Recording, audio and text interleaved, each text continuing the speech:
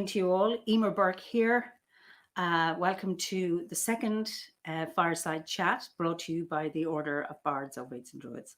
And in these sessions, I'm in conversation with members of the Order who may not be very well known. And I am absolutely fascinated with their stories, as I'm sure you will be. But first of all, I would like to send you some blessings. Banachti Umlan Yali. That is in Irish, the blessings of the full moon. And today is the 1st of October, and Jerafor is the word for October in Irish, and it means the end of the harvest. So we have one more month, according to Irish tradition, of harvesting. So gather around the fire. I have it nicely lit, and hopefully we'll have no technology problems this year, this week. Hi, Mervyn. Hi, Gabby. Ellie, how are you? Julie Barkham.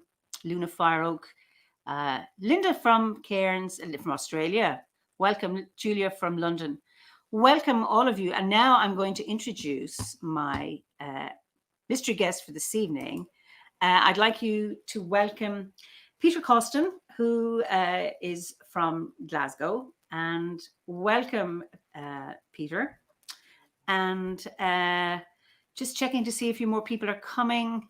Good evening from Bavaria. Somebody saying hello, Peters. Lisa Wheeler from England. Donna, Paul Jackson. Welcome, Montana. Brilliant. Taiwan. Oh my goodness. You're very, very welcome. North Carolina, Jerry. Great. Wonderful. Anyway, and Pat has come back for more listening this time from Ulster. Welcome, Pat. And thank you so much for a wonderful interview last week.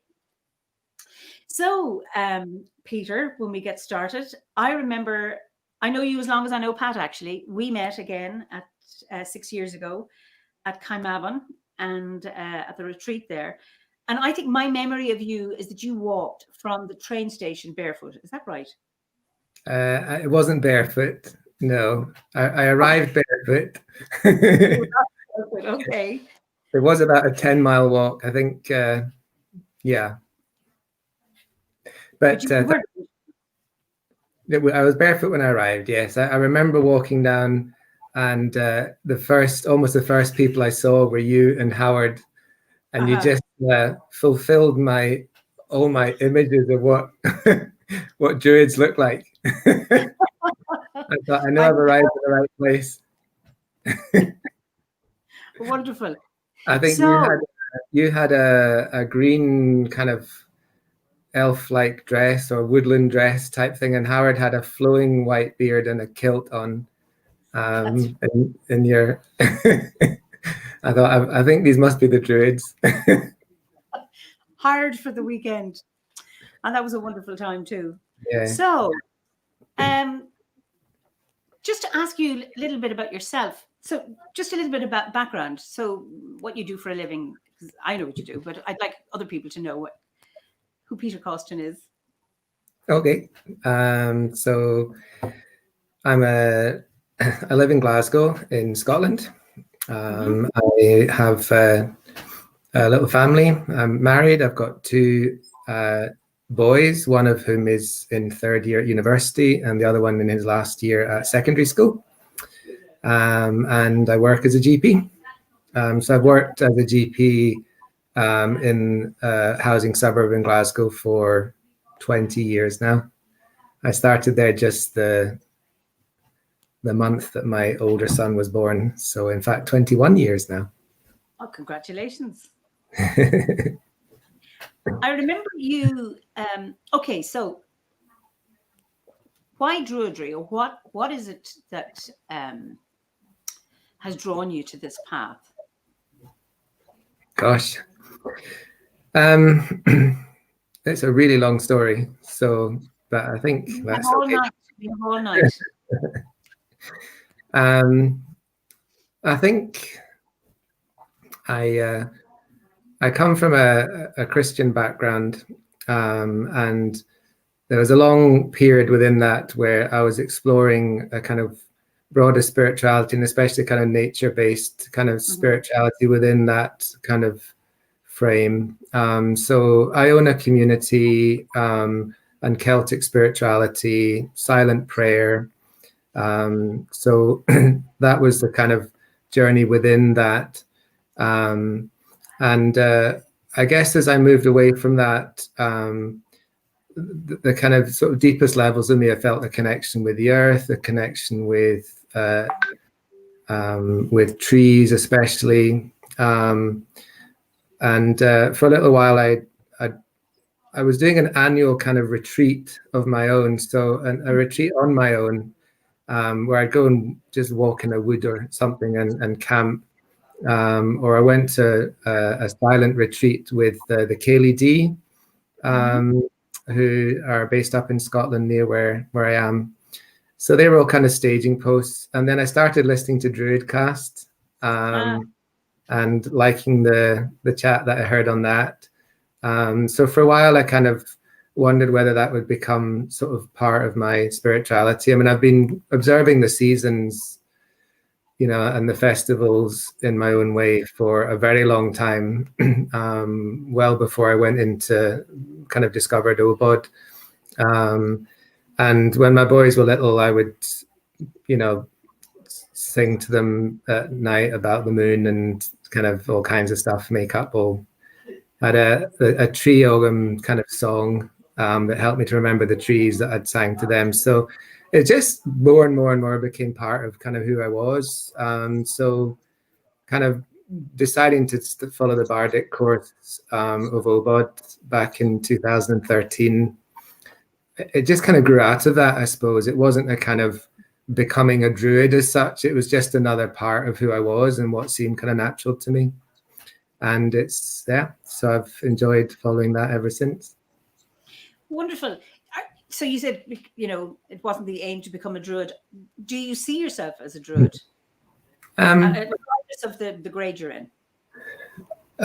Yes, I do, but not as a kind of defining characteristic. I think when I was brought up as my parents were Christian missionaries, and Christianity was a very defining identity. It was very much a kind of them and us almost. So you were either a Christian or a non-Christian. I mean, it's got no resemblance to that for me now. So it's kind of part of who I am, I suppose, in the same way as I might say I'm a dad or I'm a GP.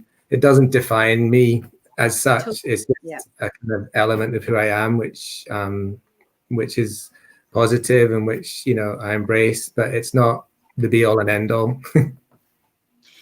Yeah, because is Druidry something you are or something you do? Or, I mean, you work that one out for yourself? Well, that's right. I mean, as a dad, something you are, something you do, it's a role that you go into. You never kind of lose. There is an identity. I think at the same time, it's an identity that's kind of built up over the years and it changes. And what it means is very different. So for me, being a dad now is completely different than it was when the boys were little. And what I have to do and the way I do it and how I feel about it has changed. But, it's still just an aspect of who I am. So, yeah, it's both. So when you say that you see that, what you do as a dad now is different to what you did as a dad when the boys were younger. Have you noticed since you joined the order and started on the Bardic grade, do you find there's a difference between what you do now and what you did then? Yes, I think so. How you are now and how you were then? Yeah, oh, absolutely. I mean, I don't think I've kind of got better or got wiser or anything like that. Probably a bit more foolish. I think I had quite a lot of stuff to work out about feelings and anxieties around kind of perhaps from my upbringing and so on. So the sort of transition into it, and for quite a long time, so I think perhaps one of the biggest things for me has been perhaps just owning it more and making it more integrated. And I feel like there's always work to do to kind of stitch it into my life, because I think our lives are just all this kind of mess of stuff, and it doesn't all ever fit together that well, but it's always trying to kind of integrate it and make it more and more part of life, I suppose. So that's perhaps what's changed most over the time. You mentioned stitching, well, great. I'm sure you're good at suturing, but No. What registered with me was it's almost like a tapestry that we're weaving a tapestry. It does fray, and then there's new colors and new designs and new patterns that that emerge and need to be integrated. And that can be a really interesting process, or it can be a challenging one. Yeah, my suturing is horrifying, and the worst time of my life was a junior doctor in the obstetrics ward. Oh dear. Traveling on the train, practicing stitching up an orange, thinking I may ruin someone's life forever tonight. Did you? I think not. I hope not. I think for me, it's a bit like a compost bin, right? I think the closest I've got to kind of magic cauldron is my compost bin, and it feels like a cauldron. I kind of, when I put things into it, it's very intentional. I spend a long time chopping things up and turning it around, and I've got little blessings over the compost bin, and I wish everything that goes into it a kind of new life. And it feels like Drury is a bit like that. It's all these things I keep putting into it. And then when you spread it out over the garden, it kind of, everything in the garden gets influenced by it. But I wouldn't say I live in a compost heap. You know what I mean? So I feel like Drury is a bit like the compost that kind of has definitely really enriched the garden and brought particular flavor to it and so on. And it's got all these things that gone into it. So for me, it feels, and it's always messy. It's always churning around. It's always new things going in, but it just brings this kind of enriching kind of level to my life, which I think has been a lovely kind of aspect of it. I love the analogy of the compost, because it took me, when I first heard about compost, that you put vegetable clippings or whatever, garden clippings in, and it becomes the soil. I thought, no, it can't. I can't see how that can possibly happen. I have a compost heap and I have a compost loo, and it's amazing what I offer to my compost loo and how it says magic. It becomes really, really beautiful, rich soil. And what it's lovely is that there's lots of imperfection. It isn't about purity. It's all about diversity and having as much as you can. And I think Druidry allows that diversity, and the order, which I love about it, has so much diversity. And that richness, there's nothing clean or pure about it. But look at what we create. Yeah, and it's all that lovely connection. I think I just love the fact that it all works, everything, it all connects together. So, the more fungus you can have in your soil, the more connections that has with the roots, the more bacteria. It's like the soil is a whole living entity, and you're kind of feeding that all the time. And I don't have a wonderful garden. I'm not a great gardener, but it really excites me, the thought of just the life that's going on under there, and how intelligent it is, and how the plants bring their intelligence, the soil gives back to the plants, and it drags up the minerals from down below, and you're all kind of feeding into that all the time. And it just feels like that's what I want my life to be like, and I want to just feel like I'm part of something like that. That's lovely. And you just reminded me of that book you introduced me to, Brilliant Green. Yes. Just talk a little bit about that, because you were talking about if aliens came, they would see us going very slowly. We see trees as not doing anything because they move so slowly. Just elaborate on that, because I think that's fascinating. Oh God, yeah. I mean, the whole intelligence of trees and plants, herbs, and fungus. In fact, fungus is even older and even more intelligent and wise. And I sometimes wonder if everything is actually just fungus farming us to feed them. It could be that forests are just funguses grew forests in order to get lots of sugar down into them, and maybe funguses are growing us so that we feed them. But yeah, trees have this wonderful intelligence. The roots just develop these underground connections. I mean, you know, I'm sure it's a well-known thing, but it really excites me. And almost like the older the forest is and the more complex the interconnections, our brains kind of give up after a while. You know, whereas the brain of a forest can go for thousands of years and keep getting wiser and keep getting more intelligent and keep storing those centuries and centuries of knowledge. When I walk around, that fills my head with all these kind of wonderful feelings. I think that's. Do you think that trees are conscious? Yes, but not humans. That's my view, my personal view. I think it's when they are conscious, but not in a human way. Okay. For me,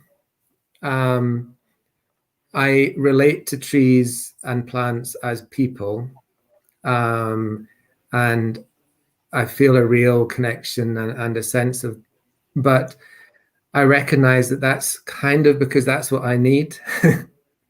But from the tree's point of view, it probably sees things a bit differently than the way I see things, and it experiences things differently. And I kind of don't want to force the tree to be like me, because it's way better than me, and it's got a consciousness at a whole different level from what I have.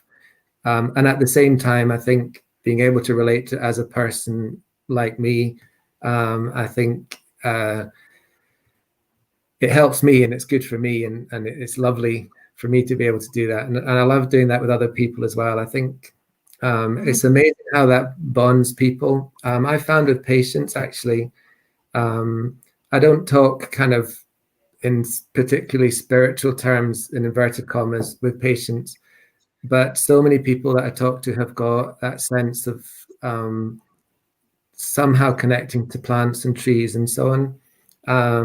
And also with the soil. And I think sometimes talking to people about trees and the soil and what they can do for their own mental health and so on, it's a really bonding thing between people. And it kind of sets aside all your kind of ideologies and views on the world and theories and stuff. I think it really just connects people. I think you're so right, because I work that way with my own clients, you know, about what does it feel like for them to go to a walk in the woods or being in the garden. And they'll say, you know, how better they feel, how much more relaxed they feel. And then we're talking about something we all know. It is bonding, that there's no expert here, but we all share this because we are nature and we can engage. Sometimes it doesn't matter at what level, but how important that is. And just to come back to that bit about, I think humans can often assume that superiority, you know, that, well, trees aren't conscious beings, only humans are. And I like your idea, no, it's a different kind of consciousness. It's not an inferior one. It's just different. No. And I think we paid a big price for having big brains. Our brains consume a huge amount of energy. So we had to develop all kinds of strategies to feed our massive hungry brains.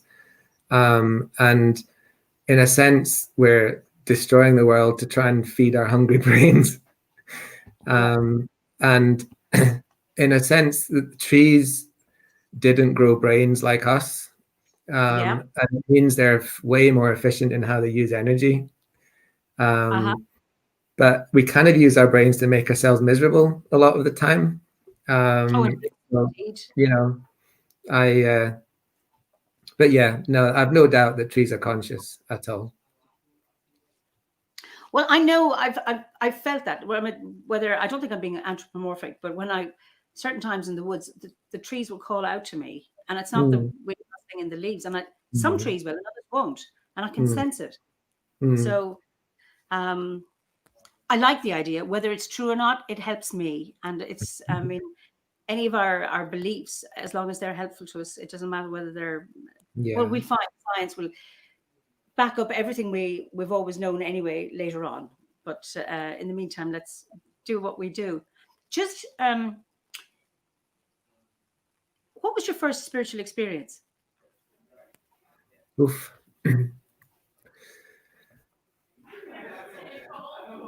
I don't think I probably know, if I'm honest. I think I was brought up within a Christian tradition that really emphasized kind of inner faith and inner kind of belief and giving your heart to Jesus. Yeah. And that was that doesn't feel discontinuous for me. I think that's part of being my spiritual experience. So as a child, in a child's kind of way, I had a sense of kind of something along those lines. So I probably couldn't think of my first spiritual experience, to be honest. I've got sort of yeah, and I'd probably slightly struggle to say what was kind of spiritual and not spiritual, if I'm honest, Eimear. Because I suppose only any of us can say this was spiritual for me. Yeah. And nobody actually, that isn't spiritual. That's something Yeah. else. Yeah. I think it's probably experience our own narrative. I think perhaps for me it would be more around what was my first kind of authentically me discovering things as opposed to kind of growing up with things. Yeah. And actually, for me, that probably was as a teenager around kind of social justice and feminism. So I think probably, and it was still within the kind of Christian frame. So kind of things like the book of Isaiah and the kind of prophetic kind of stuff. And that really kind of, I started to kind of internalize that as being, this is what my life's about. I was brought up in Latin America. I was brought up in Peru. And we came to Scotland when I was 14. And I think that, I suppose in the years after that, having more and more a sense of kind of inequality and injustice and kind of anger at that and wanting to change that and sort of make that what my life was about. And also there was the role of women within the church that I was part of was very kind of reduced, and there's a sense of anger about that as well, and that kind of, so the kind of, I suppose, taking fairness and justice has been a kind of defining thing about me then. I suppose perhaps that was part of me sort of trying to authentically say, this is my spiritual life, this is what I'm about. Yeah. And then that gets confirmed within OBOD, you think of the Druids, all of that. And we allow, I suppose we're an order of diversity and inclusivity. And I think the Druids' prayer sums that up beautifully. So, and maybe this comes in, how do you see yourself in terms of your role as a responsible ancestor?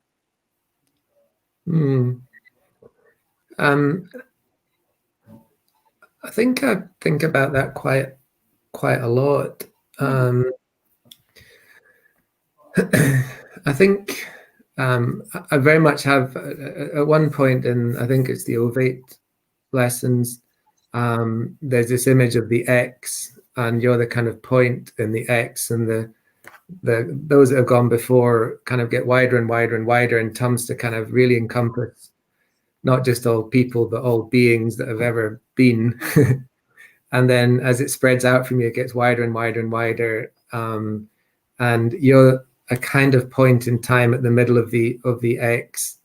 So for me as an ancestor, there's kind of the immediate, the small part of the X just below me, which is maybe my children and grandchildren and those that might look on me as an ancestor. And then there's kind of just all of life that's going to come after whatever that is. And I think, I suppose, living my life with that sense just that every decision is kind of colored by that sense that there's this whole flow of life coming after. I don't know if that answers the question, but that's kind of how I feel about it all the time. You've struck me as somebody who has a social conscience. I mean, because I remember you talking about your landscape, this polluted river that you passed, and how it was. And, you know, so many, we were in Carr-Gomm, and this just beautiful, magical place in Snowdonia with a lake and mountains, and it's the territory of Merlin and all of that. And you were talking about your landscape, and I was really impressed by that. Just say a little bit about that for other people to hear it. So when I became a GP,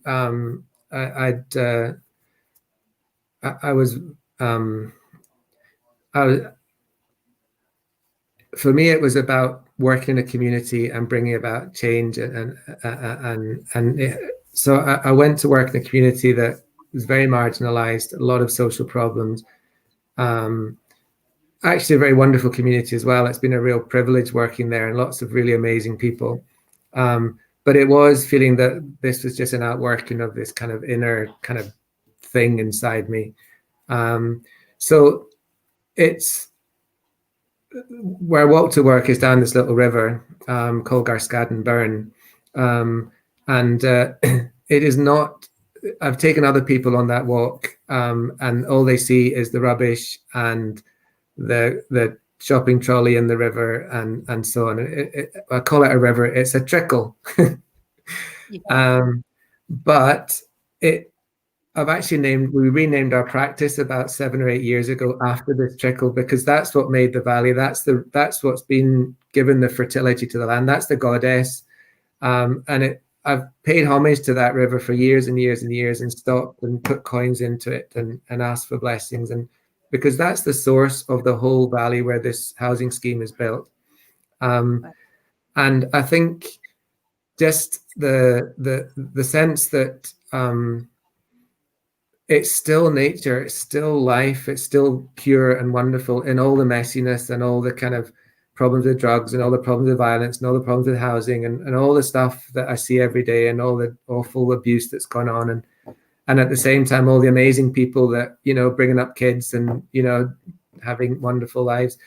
But we're not separate from nature. It's not that somehow you go out to a forest and that's nature. And then I go to a housing estate with rubbish and lots of houses, and that's not nature. That's still nature. And I feel that that's kind of, that's sort of what's driven me along the years. Actually, one of the things, if I can keep talking about that came out of the Bardic grade, and this was about 6 years ago. One of the exercises is you sit with your hands in soil. You're kind of connecting with earth, so at that stage, I was part of something called GPs at the Deep End, and it's the GPs that work in the 100 most deprived practices in Scotland. So we called it the Deep End. So that's been going for about 10 years, trying to campaign for more resources and better healthcare in those areas. So I was part of GPs at the Deep End, and I was doing this soil exercise, and it was kind of chucking it down with rain. So I decided not to sit in the garden. I brought a pot of soil into the house, and I just had my hands in the soil just for ages. And I found an old sunflower seed that must have been in there, right? And I just got this really vivid sense that something was going to grow out of this whole community and wanting to change the community and do more. And actually not long after that, we'd been talking about having link workers, community link workers for GPs, and we'd gone to the Scottish government. And not long after that, we got some funding to have a trial of having link workers in GP practice. So these are people that would help people with social problems and economic problems or housing issues or whatever the problems they were having, to form connections and to link up and to kind of help them to find solutions to these kind of problems. And I was asked to kind of lead on that. And it's like that seed grew and grew and grew. And I had a really vivid sense of that seed. And actually out of that, we got initially seven GP practices doing this, and we got funding to research it and so on. And then just a few years ago, the SNP put in their manifesto commitment they were going to take the link worker program and put it into 250 GP practices in Scotland. So it just kind of exploded. Now that's not all down to me by any stretch of the imagination, but for me, it's just that sense. I suppose that's how I kind of feel Druidry kind of interweaves. It doesn't cause things to happen as such. It's just, for me, it gave me a sense of belief that something was going to grow out of this, and that kind of gave me confidence to kind of go into it and find other people that made it kind of all happen. So I think there's this interweaving between nature, earth, the whole kind of Druidry path, the spiritual path, and just the practical and, my day-to-day life and that kind of sense of trying to make a kind of difference in what you do. That's so powerful. There's a comment from Pat. I love Peter's ability to see life and nature springing up, even in the places and communities which aren't so picturesque everywhere. That is, everywhere is a sacred site. And then something like this crash, we reap what we sow. Absolutely. I think that's a wonderful example of how Druidry supports you. And again, it's that weaving of magic. Yeah, I think so. It's speaking of magic, are you a magician or a mystic, or are you both? I'd like to be a mystic, but I'm probably more a clumsy magician.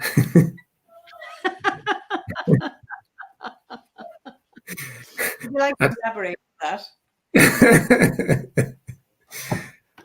I just love to be, a kind of contemplative kind of guy that, just watched it all go by and just change the world by doing nothing, and I'm not. I don't kind of stop that much, and my poor little brain is always ticking over on things. And I think I've got better at letting things happen by magic rather than trying to make things happen.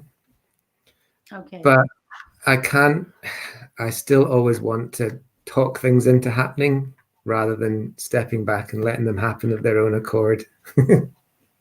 I think well, you're a doer, and I suppose as a GP, you're a healer, you're there about manipulating. I mean that in the best possible way, as in manipulating dislocated shoulders rather than people for your own ends, but trying to make the world a better place. And I think there's a place for mysticism and contemplation and contemplative people who pray and meditate. I think that's really, really important. And then there's a place for the doers. And it's bloody annoying though. I've been meditating for 20 years, right? Doing mindfulness stuff for 20 years, and I'm no better at it than I was 20 years ago.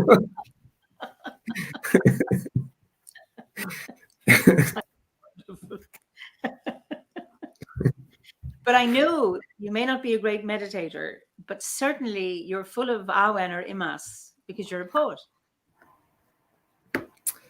Yeah. You are. Say it. Yeah. Okay. I'll accept that. I think, would you show some of your magic? Would you share one of your poems? Okay. Will do. So I have to say, actually, it was going to those retreats at Mabon and afterwards that probably helped me to kind of own kind of poetry in a sense. I think it's a weird thing. I think it's a bit like coming out of the closet. I think lots of people are poets, and it's not always something that's. I think lots of people like me are kind of quite reticent about it, and I think having other people who actually listened to stuff I spoke or wrote and appreciated it, I think helps to validate that. yeah. So yeah. Well, somebody here saying, yes, you are a poet, Peter. And Julia, this is lovely. That makes me feel better about my own miserable meditations. Yeah. None of us is perfect, and it's great that, God, yeah. I mean, conversations about sharing Yeah. how we are rather than presenting some kind of ideal notion of what a druid is. Anyway, Yeah. I'll let you. Okay. So, well, this is a kind of winter poem that I wrote a few years ago. That sprang to mind when you asked me to read something. I was going to do the wolf one because I quite like the wolf one that came from the second K-Mab on retreat, but I'll do this one instead. I am perfect. I am perfect, whole and incomplete in myself, with the dark, tangled perfection of a forest, where a brinded chestnut form fruits from the body of a birch, and bright sunlight bites into the cracked bark, crawling along a twisted web to drip from this living, breathless silence, where I nestle in my fallen, cracked, and beautiful perfection. Beautiful. Beautiful.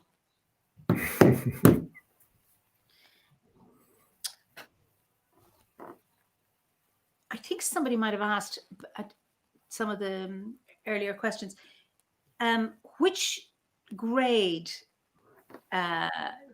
did you prefer, or which did you found the easiest or the most difficult?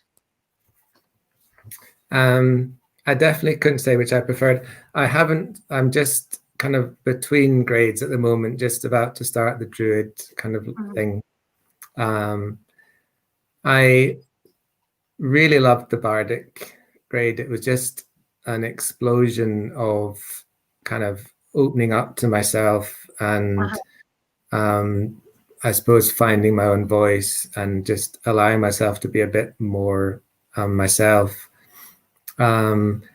It was quite a kind of shaking up sort of boof kind of grade, which was very exciting. The ovate grade, the first half of it was quite traumatic for me. And I had some real shit that I brought up and created and made worse, and eventually had to face up to. And then I think after that, it was very beautiful and integrating and gentle. And that's where I'm now. So I'm not quite started the Druid grade. So I have no idea which I preferred. I think I prefer where I am now. Having been through some of the shit that I created, and that's in the past. But at the same time, it was all just part of the journey. And I suppose, and I found this myself too, is that going through the various grades that, well, certainly in OBOD, I can't speak for any other orders, that it's very much, it's a spiritual development path, but it's also very much a personal development path. Yeah. It's great when something comes up, or we create our own shit anyway. Yeah. That to be able to use the tools or whatever that within the course to be able to push through that and come out the other end, and to be able to say you like where you are now. Yeah, and to be honest, even sometimes things weren't easy, but at the same time, there's been amazing experiences and beautiful experiences, and really fulfilling and awe-inspiring experiences all along. It's not like things got better. I mean, I think at every stage there's been some really wonderful times, and life's thrown some fantastic experiences as well. I mean, I sail a bit. I've got a little boat on Loch Lomond, and I've got a real reverence for the Cailleach of Loch Lomond, who is quite an awe-inspiring being. And just as I started the kind of ovate grade, I had quite a nasty capsize and just got picked up. It was a beautiful day, and this just wall of weather came down the loch, and just myself and my son just got literally picked up and turned upside down and dumped unceremoniously into freezing cold water. It was just kind of April, so it was kind of ice melt kind of water. And that was quite a kind of, we got fished out. Thankfully, I'm still here. But it was quite a deep spiritual experience to me, actually, and just that real sense of like kind of being put in my place.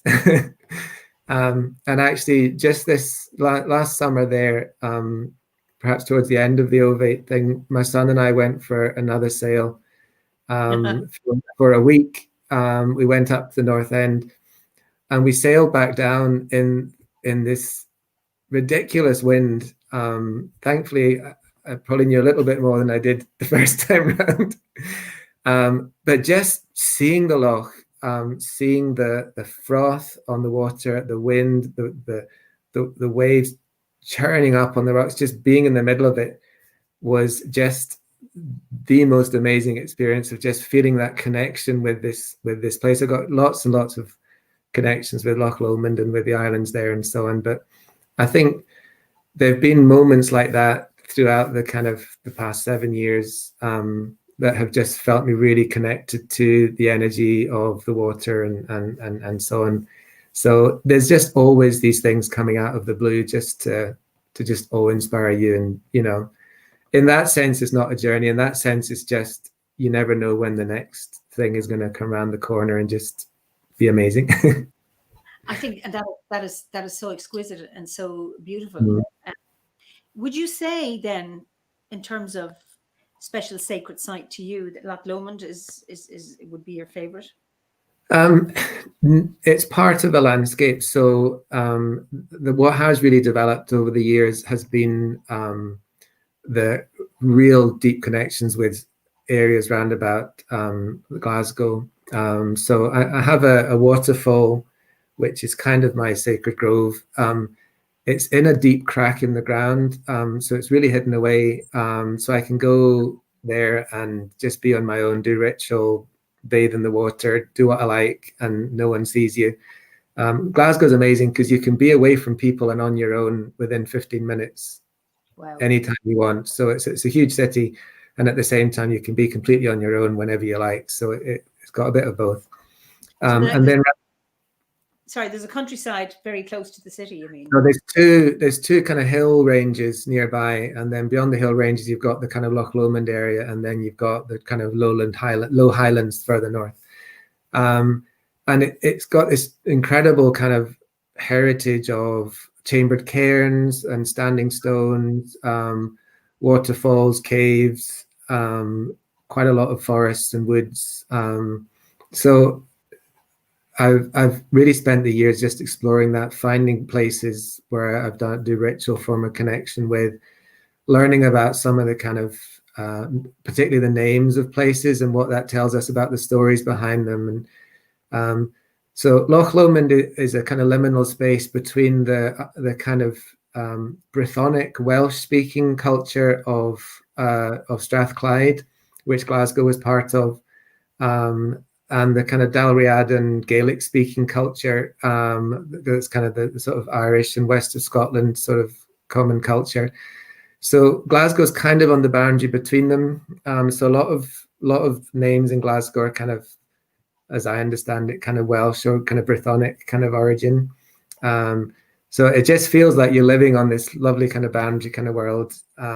Yeah, and I've used my druidry to learn about it and walk in it and camp in it and sleep in it and sail on it. And yeah. Somebody says you must visit us in Scotland. I used to go with Howard, you see, and Howard was born in Wales and his mother was from Glasgow and he lived in Dumfries. And so we used to go to Mull and Kilmartin and Iona. Mm-hmm. magic of Scotland, it's still with me, and I haven't been back in a long time. Yeah. So since we've been there, but just actually, we were to do a retreat. We were to organize a road trip, a spiritual road trip, the year of Carr-Gomm. But then when Harry got his cancelled, we didn't, and we went on the retreat. It was magic. So 7 years I was in Scotland. Yeah. Anyway, Wow. hopefully be able to travel again. Someone says, I was surprised at how much I enjoyed Glasgow when I visited in 2016. Scotland draws me, but a long way from where I live in the US. That's from Marcia. Yes.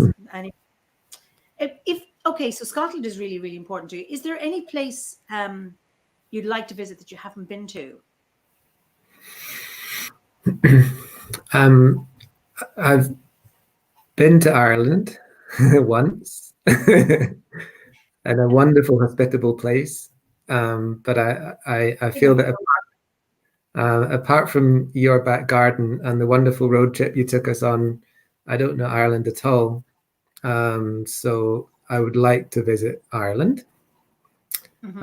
And I'd probably like to visit Scandinavia. I've not been to Norway or Sweden or Denmark or Iceland.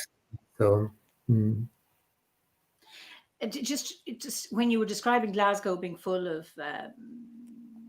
court tombs, passage tombs, or whatever, cairns and all of that, and Ireland is very like that. If you take out any ordnance survey map, you'll just see it's full of red dots that indicate this and that richness. And yet I wasn't aware of that when I was growing up, and it's only as an adult and discovering Druidry which has allowed me to explore that further.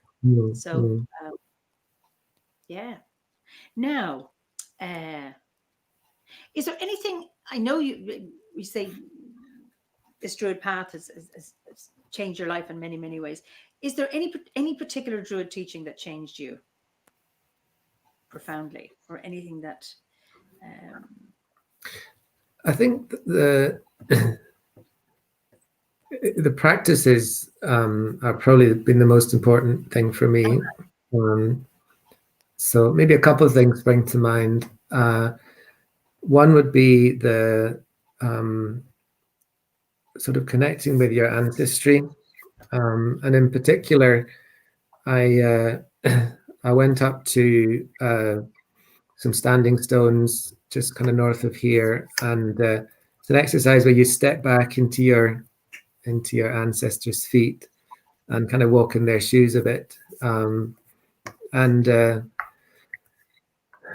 so I stepped back into my kind of father and grandfather. I went down the male line this time that I did it, and actually I found a really profound empathy for the kind of men that have gone before me, my father's still here, thankfully, and kind of really lost any sense of grievances held, or feeling that I was being judged by them. I think it's easy. I certainly felt I would be judged by my great grandfather, who had set up an iron chapel in Norfolk, and I would see as being a very strict kind of man who would very much disapprove of who I am now. And I think really kind of just trying to see the world through each generation's eyes, and just realizing how just how much we had in common, and how much I am just working out stuff the same way as they were just working out stuff, and being prejudiced sometimes, and getting things badly wrong, and feeling that I was being judged the way they felt they were being judged, and all of that stuff, and just realizing that they were just doing the same as me, and then passing on the best they could to the next generation to make what they could of it. And I found that wonderful, actually. It really gave me a whole different feeling as to my place within the ancestors. And perhaps that goes back to your question about seeing myself as an ancestor. I think having kind of tried to walk in my ancestors' shoes a little bit. And I suppose that in that I was coming to that, or how do you honor the ancestors, or have you an idea? I suppose you kind of answered it. I don't know if you want to add to that by even acknowledging their challenges and recognizing the threads. I think because to me, there's again, it's like that X. I think there's the very immediate, I suppose, kind of genealogical ancestors, but they're just a tiny part of the whole kind of world of ancestors of, all the people living and dead that have influenced my life and who I owe so much to, and for good or for ill, or for neither, and I suppose beyond that, we've got the same ancestors as trees and bacteria, mostly the same chemicals floating around in us. Most of the serotonin in our brain is created by the bacteria in our guts. We're not different to them.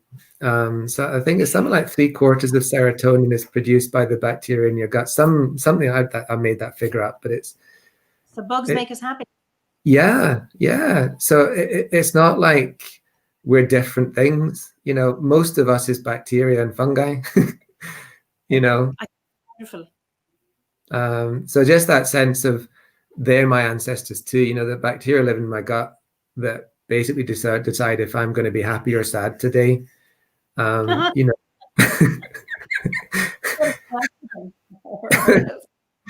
think they're probably pulling the strings. I've got this sneaking suspicion one day we'll realize they've been pulling the strings all along. If you eat well, you're happier. And I wonder, if you eat the right food, do you keep the bugs happy too? It's like that they don't want rubbish. They want nice plants, a variety of fresh, clean food. You keep the bugs happy, then they send happy messages upstairs. That may be just the whole secret to a good life right there, Eimear. Eat well. Okay. Do you have a personal, I know you said you're a miserable meditator, but do you have a daily personal practice? Do you pray, for example? I'll say daily in inverted commas, in that it happens periodically. I wouldn't say every day. Yeah, I do. Yes. So it's a kind of movement meditation that involves walking backwards and then forwards and then turning around and then standing on one leg. And I've got a little kind of thing that I recite about welcoming my past and welcoming my future and the ancestors and the past of the world and the future of the world, and welcoming the people in my life and the beings in my life. And then I've got I stand on one leg as a seed, as a sapling, and I've got a little thing that I say around that. And then I do the crane meditation, which I really love. Standing with one eye closed on one leg with one arm behind my back. And I call that, for me, that's the heron meditation. So I try to be a heron. So I try to be a sapling and a heron every day if I can. And it kind of feels like that's what you're living like. One eye is open in this world, and being a GP, prescribing medication, doing health and safety risk assessments, suicide risk assessments, etc., all the practice, organizing flu clinics.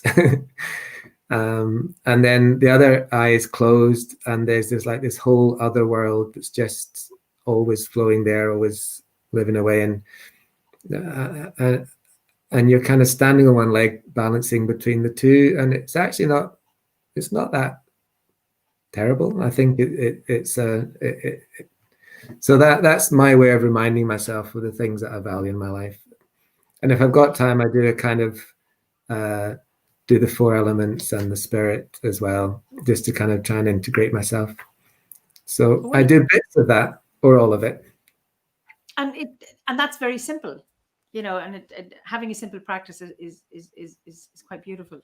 And I like how you recognizing the 2 worlds you live in, that you have and both the inner world and then in your outer world.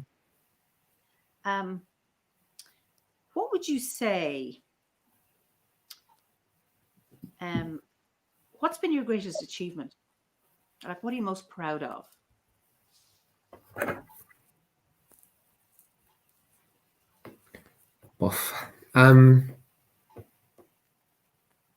Probably being a parent, actually.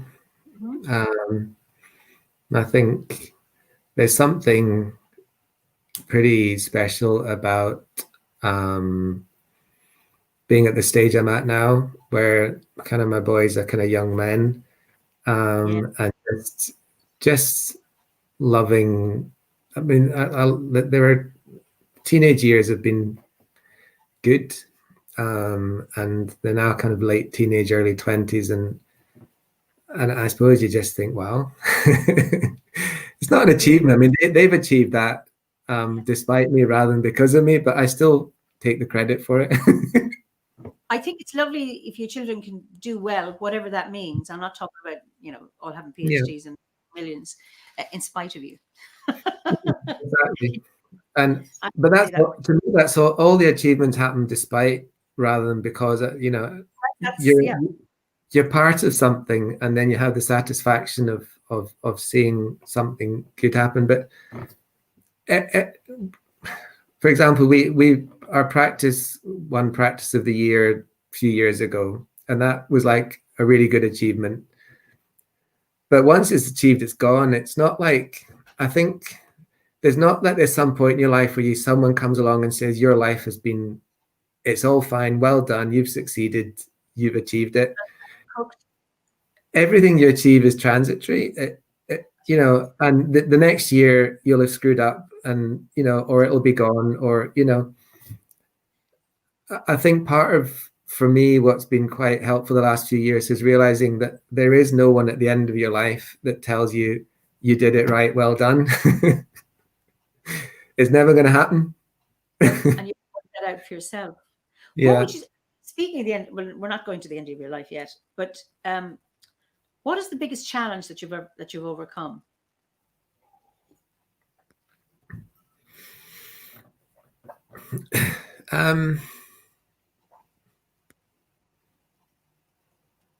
I don't know is the honest answer. I think I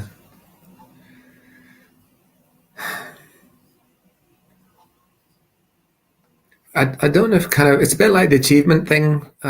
I'm not sure if life kind of works like that. I think you work through stuff imperfectly, and then you're still there at the end of it. So I think, or you're not. Some things you give up on and leave, and you think, well, that you had to let that go. It's not that you didn't overcome that challenge. It's just that challenge took you somewhere else. So, yeah, I'd find that really hard to answer, if I'm honest. I think that's important, that when you come across a challenge or whatever it is, and then realize, actually, I need to diverge here. This is not what I'm going to do, or this is not for me. And I think that can be a really hard thing to do, rather than, what's that?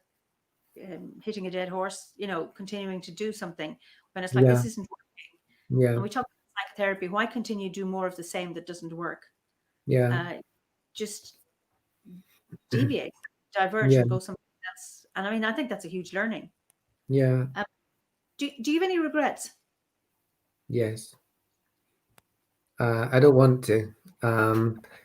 Regrets as in things I would do differently if I'd known then what I know now. I don't think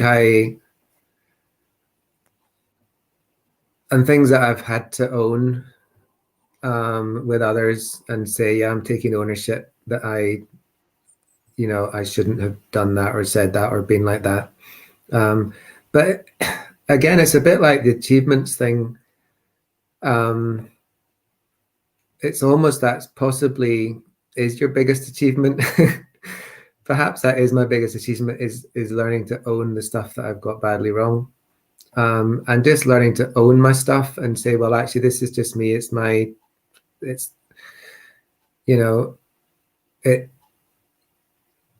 got to take responsibility for that, and I can't talk my way out of it or justify it or say that actually I'm awful one for trying to make excuses or reason. I'm quite good at kind of reasoning my way around things and say, well, there was a good reason why I was like that, and just having to shut up and say, no, actually there wasn't a good reason, and I just got to own it that I got that wrong.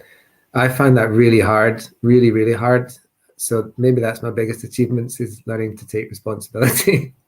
But I have a sense that being able to own our flaws and failings and wrongdoings, for want of a better word, I think being able to own that is hugely freeing. Because if you don't own it, you're constantly chasing your own tail. You're constantly running away from it with your justifications. Where you can actually fess up and own up. I think that's really, really, I think freeing. Well, for me anyway, to actually admit it. None of us is perfect. I think it's the flip side for me to the social justice thing that's gone through my life is a little bit kind of being holier than thou and saying, actually, I know better. I'm, this world's a terrible place and I'm going to make it better. And for me, having to strip that away and saying, actually, I'm probably not. And, I'm actually no better than other people, and not having that holier than thou kind of, although I dress it up in very, social justice and all that kind of stuff. I think the last few years, especially, I've had to let go of a lot of that and recognize that actually it's just owning the fact that you're no different to anyone else, and you're just as, yeah, which is very freeing, actually. It is, but isn't it a pity that you're not special? No, but it is freeing. Yeah. What are you grateful for?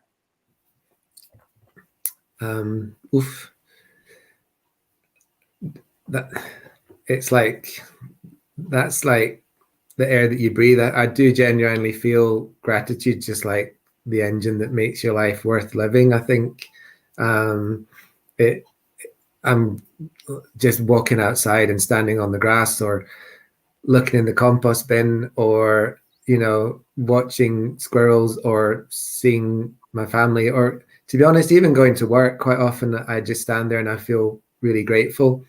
The times when I'm not wanting to throw things and curse at people. So yeah, I mean, nothing particularly like clever. I think just the same as probably everyone listening in is grateful for. I think just a really deep sense of like the nourishing kind of earth and sky, and like I'm looking out just now, and there's Jupiter and Saturn over there, just out the window, and the full moon's just about to peer over the gable end of the house, and life's just amazing. And you don't have to do anything clever just to go, wow. Absolutely, and notice and pay attention to. And I think we're very, very lucky. And I suppose, well, I find where I'm living, I'm very, very lucky to be able to look out. And so my window here is north facing, so the moon's over there. But you're all I can. But to have that and to feel gratitude, because that's what helps us. What helps with me survive. It helped me with grief. All of that, be able to be grateful for everything I've had. There's magic in it. If you'd had an alternative career or a study path, what would you choose? For years, I would have said anthropology. Yeah. Just because I find I'd have loved to just immerse myself, particularly in cultures that really understand the earth and are really have practices that are long-term sustainable and transformative, and just trying to see what we can learn from other cultures. Now I'd probably say, when I get struck off for bringing the profession into disrepute, my plan B is to be a gardener.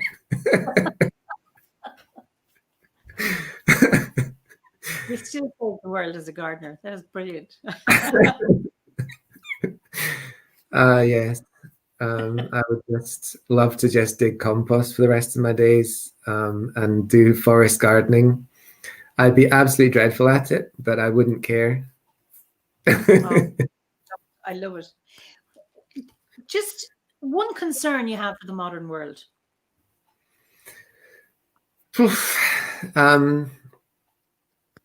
I think the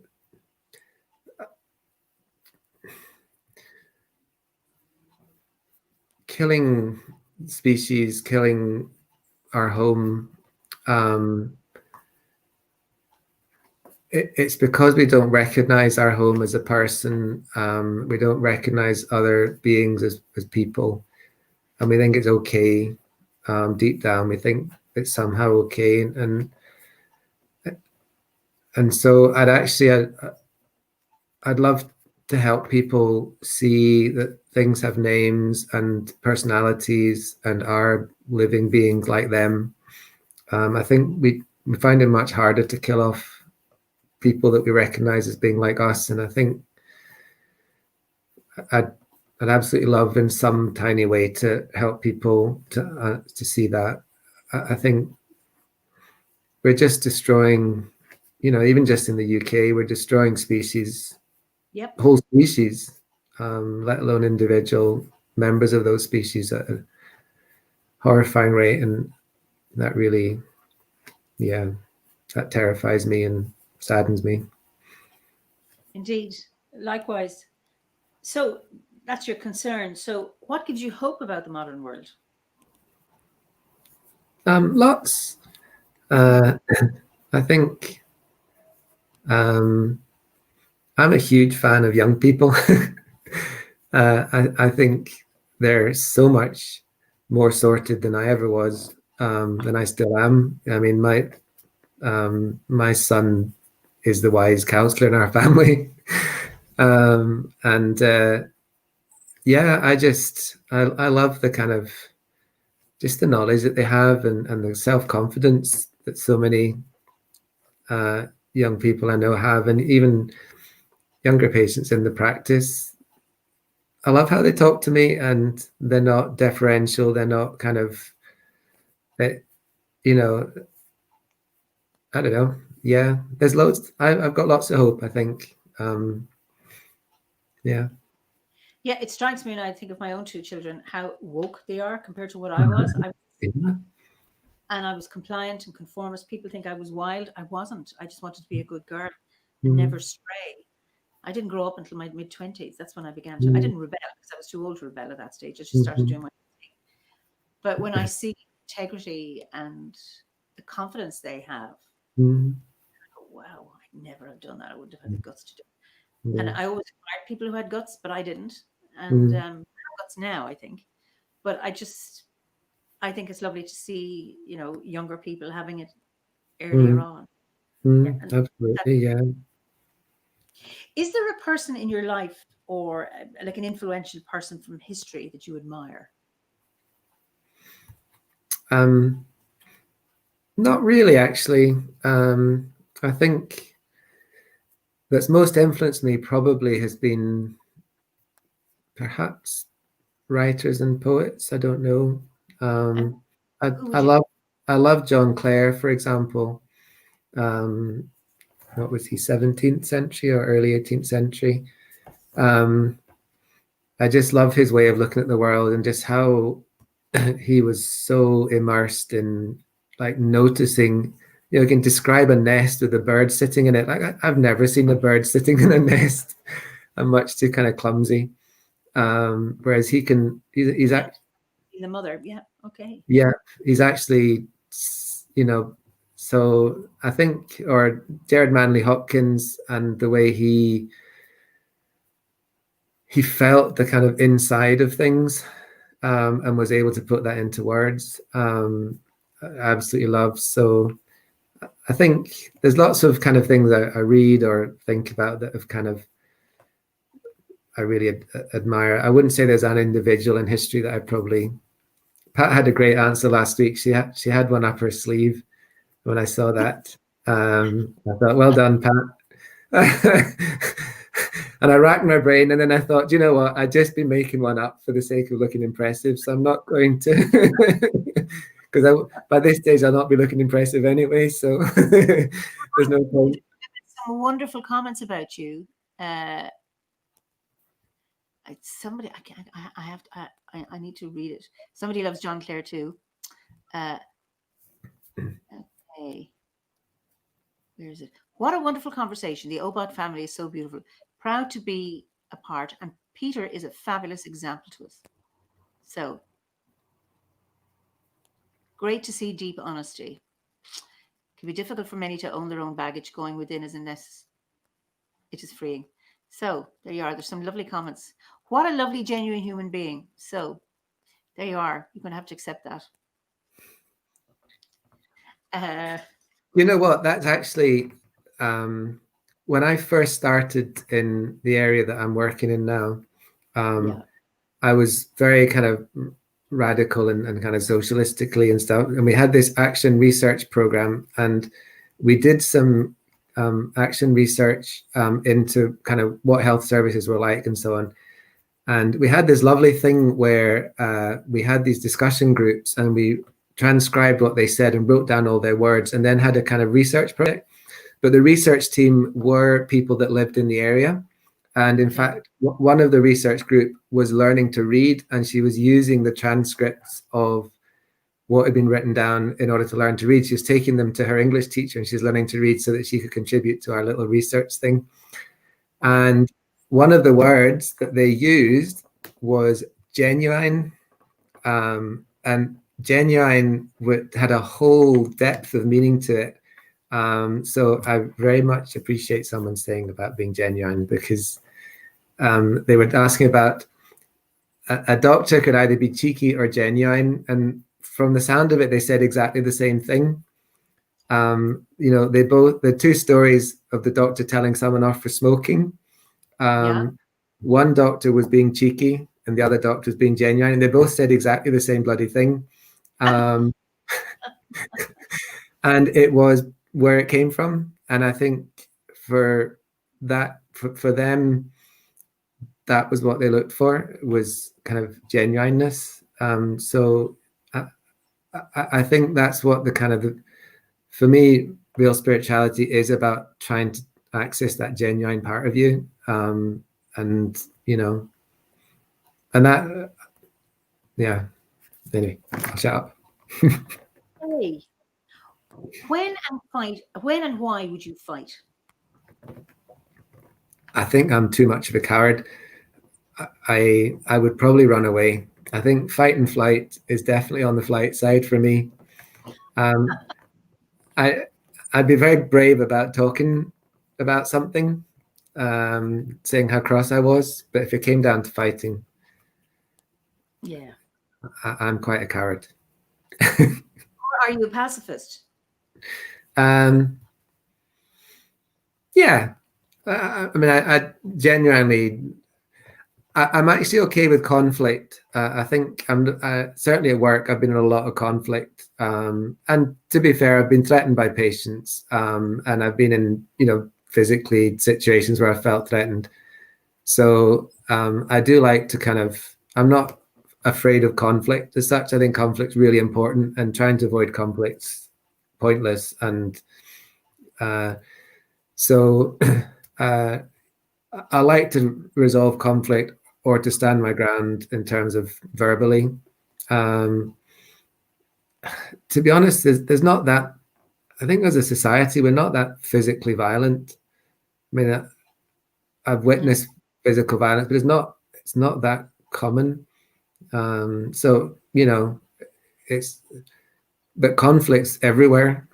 And I think not avoiding conflict is quite hard, and I don't like it. It makes you feel all churned up inside, but at the same time, particularly with work, it's very much part of my work. And I think learning to be, and also to kind of see where the other person's coming from. I think having people really, we've had a few, when someone dies and a family blame you or are really angry with you, or learning to not see that as conflict, and just try and really step back and say, well, look, if I have done something wrong, I want to learn what I did wrong so that I can change it. And if I haven't, I want to accept where you're coming from in terms of the rage that you're feeling and so on.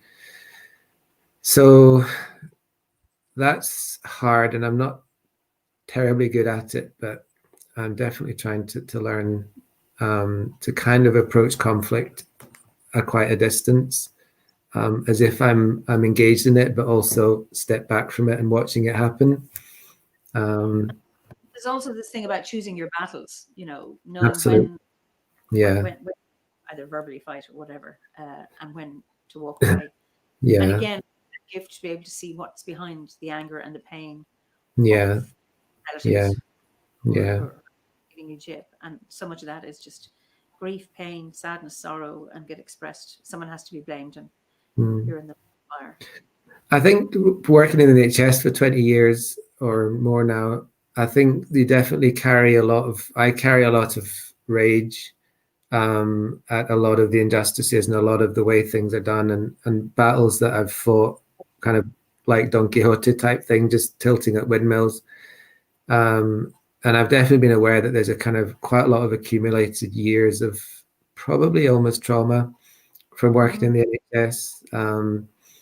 And so you're right, I'm definitely more kind of thoughtful as to what battles I engage in. But I still quite enjoy a good Barney. Okay, I'm just thinking, just this image of, that pot of soil and putting your hands in, and just that cleansing, healing piece, and then finding the magic seed. Because I've found when I'm angry and upset about something, going into the garden and weeding. And I'm weeding in any way, but I'm clearing shit out of the way, and I'm going to pick this, and I find taking stress and pain away. And there's something about that connection with the earth. And then I read, maybe in the last year, that the earth has some bugs. Now, I don't know whether they're fungi, bacteria, that actually you absorb through your skin and help manage anxiety. Wow. I don't think. And I thought, I get that. I know that. I don't need science to tell me that, but actually, when I have my hands in the earth, it's just. Absolutely. I hate conflict, but I've known in relationships where I've avoided it, in order to protect the relationship ended anyway. The health is to, obviously, if the relationship is important, to engage, to confront the issue rather than avoid it. But I still find that, because I like to be nice and polite, and I'm not polite, but this is my. So, what's your favorite song? My favorite song? Yeah. I really hate favorite questions. Because I've 20. Because my mind instantly goes blank. So, yeah, actually, I really love the Waterboys, and one of my favorite albums is the Evening with Mr. Yates. Yeah, so is it an evening or an can't remember, but so there's a song I love in there, which is the "Come Away, Human Child, to the Water and the Wild." Absolutely, don't know if it's my favorite, but I love that song. That's the one that springs to mind. I'm not going to ask you any more favorite questions then. No, feel free. I'll just make stuff up. What's your favorite color? Favorite color? Green, definitely. All my life. That was an easy one. Yeah. That you get asked that as a child, you see, so then you remember. So I've said green ever since I was little, so that's an easy one. I've changed mine a few times. Have you? So, what's your favorite color? Well, green, but this is a tealy turquoise green. I also like green, and I love purple. So I've thought about changing my favorite color to brown. I nearly did. I was walking through the woods near me, and everything was brown, and I just suddenly noticed how many different colors of brown, and how eventually everything ends up brown, and that actually all the colors want to become brown eventually. And I thought maybe actually all the colors are just being colors until they get a chance to become brown.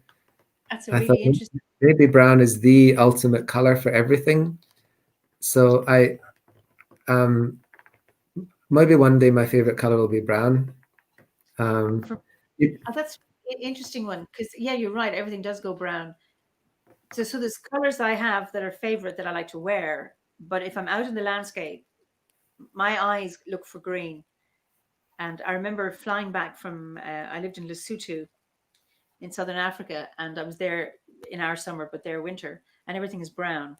So I don't play golf, but there was a golf course there, and they played on the browns, not on the greens. And I remember flying into Dublin Airport and looking out the window and seeing everything green, having had 3 months of everything brown, and my eyes were just soaking it up. And I find that really healing to be able to absorb that, and then I'm well. So I'm still a green person, I think. Yeah, no, me too. You've persuaded me. I'll stick with green. But remember, when brown comes, then green starts again. So, would you like to be buried, cremated, or excarnated? When you cremated. Okay. Cremated. Ideally, in a forest on a big bonfire, but it's probably not legal in the UK. And you might get down a lot of trees in the way on the way. That's yeah. We'll do the health and safety risk assessment first. Unfortunately, no. Everything has to be incinerated at the moment. It would be lovely to have the funeral that we would like. Not everybody can get that, and certainly not in these times, which is really, really sad. I was so grateful that Howard could have what he wanted. But just before we go, what is your favorite season?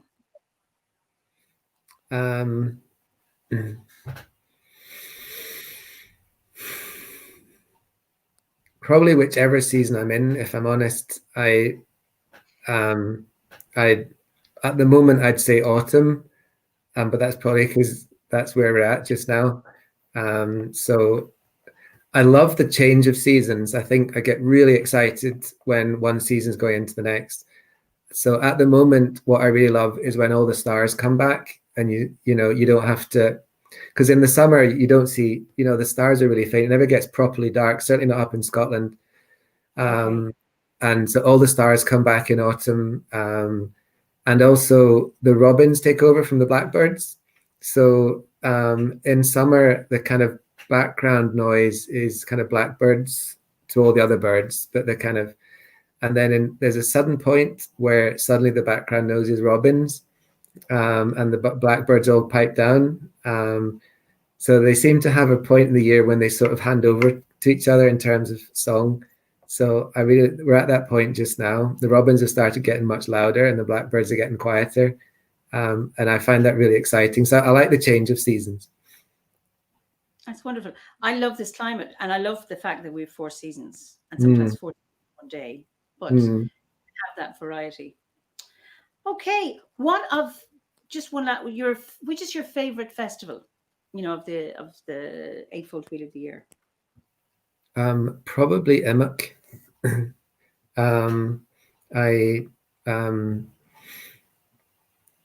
I love the kind of springs and waterfalls round about here, and kind of bridge it in the landscape.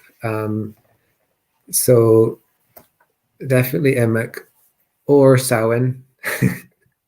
I'm not really choosing, am I? I really like the stories of Macha, and the kind of the Cailleach and the sort of crone season. So I also really like Samhain. So either end, they're my 2 favorite. Wonderful. I have a commission for you. This is the last thing I'm going to say. From Marcia. Please write a poem titled "All the Stars Come Back in Autumn." Okay, I will. Well done. Thanks for that. So thank you for a lovely, inspiring, interesting conversation. Thank you for a very nice evening. So I think people have really enjoyed this. And I want to thank you, Peter. This has just been really, really enjoyable. And I had no idea where it was going or what kind of answers I was going to get. And it was just wonderful. And it was just showing your honesty and showing you for the wonderful person that you are. Oh, it's such a delight talking to you, Eimear, and it always is. So that was the main reason I said yes, even though it was absolutely terrifying, just to have the chance and have a chat with you. So thank you so much. Okay, so to everyone that's listening, that's amazing. It's lovely to listen to these fireside chats. Thank you, Eimear, and thanks to Peter for the wonderful evening. Thank you. I'll just see a few more comments before we finish. Thank you. Thank you so much. Wonderful. So nice that he says about the stars coming back in autumn and the blackbirds and robins. I hear the great tits so more now, and I love them. Wonderful indeed. Thank you for your great evening. Lovely fireside. Thoroughly enjoyed the evening. Thank you. Thank you so much. It's been interesting. Lovely. So thank you, lovely person, Peter Cawston. Absolutely. I think you, Sean. That was wonderful. So, Angora Mahagat, Falchirot.